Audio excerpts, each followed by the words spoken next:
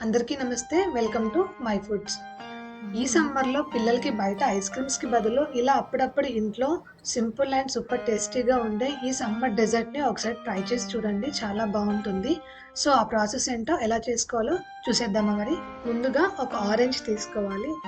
నేనొచ్చేసి ఈ orange షెల్స్‌ని cups లాగా వాడాలనుకుంటున్నాను. So, అందుకనే నైఫ్‌తో ఇలా నిదానంగా కట్ చేశాను. కట్ చేసిన తర్వాత ఇలా స్పూన్‌తో ఓపెన్ అప్ చేసుకొని ఇలా హ్యాండ్‌తో నిదానంగా లోపల పార్ట్ కానీ, ఔటర్ షెల్స్ కానీ డ్యామేజ్ అవ్వకుండా ఓపెన్ చేశాను.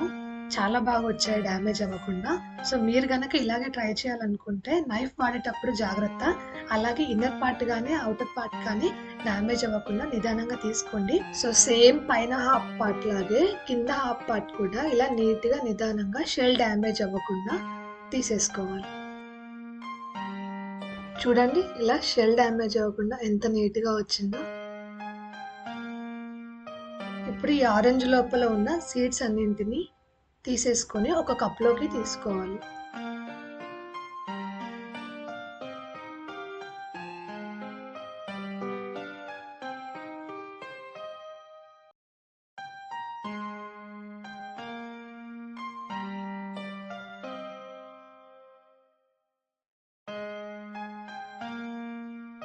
సీడ్స్ అన్ని తీసి పక్కన పెట్టుకున్న ఈ ఆరెంజ్ పీసెస్ అన్నింటిని ఒక మిక్సర్ జార్‌లోకి తీసుకొని జ్యూస్ చేసుకోవాలి.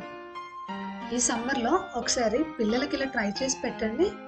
మళ్ళీ మళ్ళీ చేయించుకొని మరి తింటారు. అంత బావుంటుంది మరి.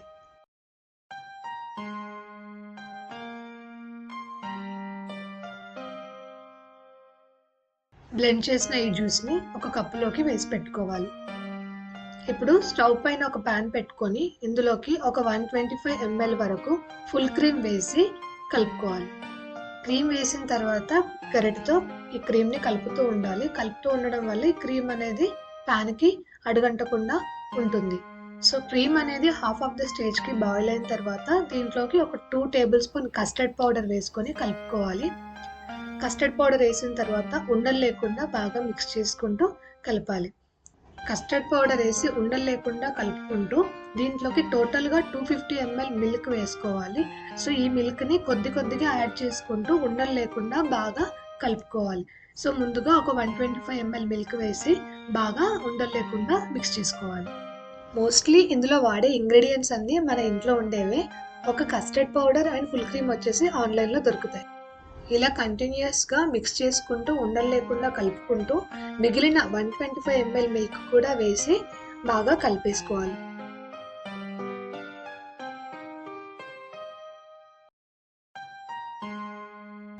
ఇలాగా కంటిన్యూయస్‌గా కలుపుతూ ఉండడం వల్ల ఈ మిక్చర్ అనేది అడుగంటుకోకుండా ఉంటుంది. అలాగే ఈ కస్టర్డ్ పౌడర్ అనేది పాలల్లో బాగా మిక్స్ అయిపోతుంది. ఇలా కంటిన్యూయస్‌గా కలుపుతూ కుక్ చేసుకుంటూ ఉండాలి.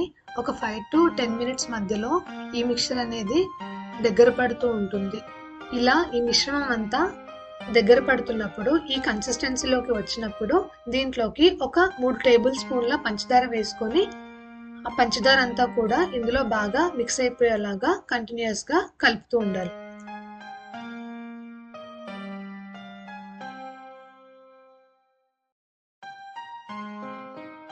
షుగర్ అంతా కూడా బాగా డిజాల్వ్ అయిపోయేలాగా కలుపుకుంటూ కుక్ చేసుకున్న తర్వాత ఇప్పుడు దీంట్లోకి ముందుగానే బ్లెండ్ చేసి పెట్టుకున్న ఆరెంజ్ జ్యూస్ వేసి బాగా కలుపుకోవాలి. ఈ ఆరెంజ్ జ్యూస్ అంతా కూడా బాగా మిక్స్ అయిపోయేలాగా కలుపుకుంటూ ఒక 2 మినిట్స్ పాటు కుక్ చేసుకోవాలి.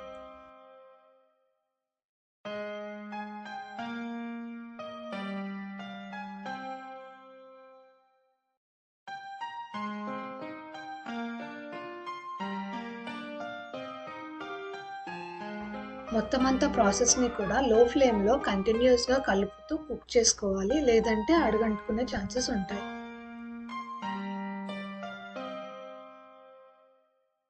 ఇలా కంటిన్యూయస్‌గా కలుపుతూ కుక్ చేసుకుంటుండగా ఎప్పుడైతే మనకి కావాల్సిన కన్సిస్టెన్సీ వస్తుందో అంటే ఈ మిక్చర్ అంతా కూడా అలా దగ్గర పడుతూ థికెన్ అవుతూ ఉంటుంది. ఆ స్టేజ్‌లో ఆరెంజ్‌కి వెనకాల ఉన్న తొక్కని ఇలా పీలర్‌తో కొద్దిగా పీల్ చేసి ఇందులో వేసేసి బాగా కలిపేసుకోవాలి. ఇలా ఆరెంజ్ తొక్క వేయడం వల్ల ఇది డెజర్ట్‌కి మంచి ఫ్లేవర్‌ని ఇస్తుంది.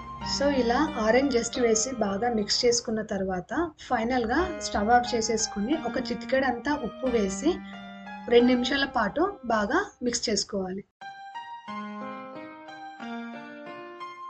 అంతే అండి, కస్టర్డ్ ఆరెంజ్ అయిపోయింది. ఇప్పుడు ఈ కస్టర్డ్ ఆరెంజ్ని మనం ముందుగానే తీసి పక్కన పెట్టుకున్న ఆరెంజ్ షెల్స్లో కానీ లేదంటే ఏదైనా సర్వింగ్ కప్స్లో కానీ ట్రాన్స్ఫర్ చేసుకోవాలి. ఇప్పుడు ఈ కస్టర్డ్ ఆరెంజ్ కప్స్ని ఆరెంజ్ జెస్ట్తో కానీ, అదే అండి ఆరెంజ్ తొక్కతో కానీ, చాక్లెట్తో కానీ లేదంటే డ్రై ఫ్రూట్స్తో కూడా గార్నిష్ చేసుకోవచ్చు.